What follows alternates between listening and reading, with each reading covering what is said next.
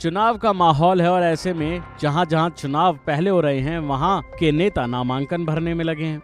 चुनाव को लेकर सभी राजनीतिक पार्टियां तैयारियों में लगी हुई हैं। अपनी पार्टी की जीत के लिए दिन रात प्रचार कर रही हैं। इस बीच 4 अप्रैल को 183 उम्मीदवारों ने अपना नामांकन दाखिल किया। इनमें केसी वेणुगोपाल, कर्नाटक के पूर्व सीएम एचडी कुमारस्वामी और राजीव चंद्रशेखर जैसे बड़े बड़े नाम शामिल हैं। साथ ही बेंगलुरु साउथ से बीजेपी नेता तेजस्वी सूर्या ने भी नामांकन दिया, जिसकी चर्चा जोरों से हो रही है। लेकिन नामांकन की वजह से नहीं, बल्कि उसमें दर्ज संपत्ति की वजह से। देखा जाए तो जब जब नेता नामांकन दर्ज करते हैं तो अपनी संपत्ति के बारे में भी लिखते हैं।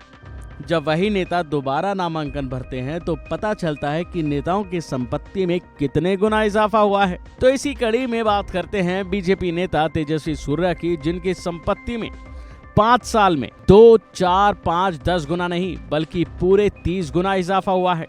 क्यों, चौंक गए ना? तो चलिए देते हैं आपको इसके बारे में पूरी जानकारी। तेजस्वी सूर्या के नामांकन के दौरान केंद्रीय मंत्री अनुराग ठाकुर मौजूद रहे।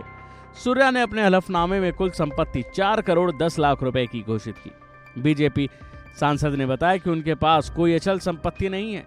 उनकी संपत्ति 2019 के लोकसभा चुनावों में घोषित जो की थी उसमें 13 लाख थी, लेकिन अब इसमें 31.5% इजाफा है। सूर्या की कुल संपत्ति अब 4 करोड़ 10 लाख रुपए हो गई है। उन्होंने बताया कि 5 साल पहले 2019 में जब तेजस्वी सूर्या पहली बार लोकसभा का चुनाव लड़ रहे थे तब उन्होंने अपनी संपत्ति 13,46,000 रुपए बताई थी, जो आज बढ़कर 4 करोड़ 10 लाख रुपए हो चुकी है। तेजस्वी सूर्या बीजेपी के तेज तर्रार सांसद और बीजेपी युवा मोर्चा के अध्यक्ष भी हैं। सूर्या ने अपने हलफनामे में लिखा है कि उन्होंने अपना अधिकांश पैसा म्यूचुअल फंड और स्टॉक में निवेश किया है। बाजार में आई तेजी के कारण ही उनकी संपत्ति में इतना इजाफा हुआ है, जो कि 30 गुना से ज्यादा है। उन्होंने म्यूचुअल फंड में 1 करोड़ 99 लाख का निवेश किया, जबकि 1 करोड़ 79 करोड़ रुपए से ज्यादा के उन्होंने शेयर खरीदे। साथ ही Surya Bangalore institute of legal studies के पूर्व छात्र और कर्नाटक हाई कोर्ट में वकील हैं। वो बीजेपी नेता बसवनगुडी के विधायक रवि सुब्रमण्यम के भतीजे हैं। वह बेंगलुरु साउथ से मौजूदा सांसद हैं और 2019 में कांग्रेस उम्मीदवार हरिप्रसाद को 3 लाख से ज्यादा मतों से शिकस्त दी थी।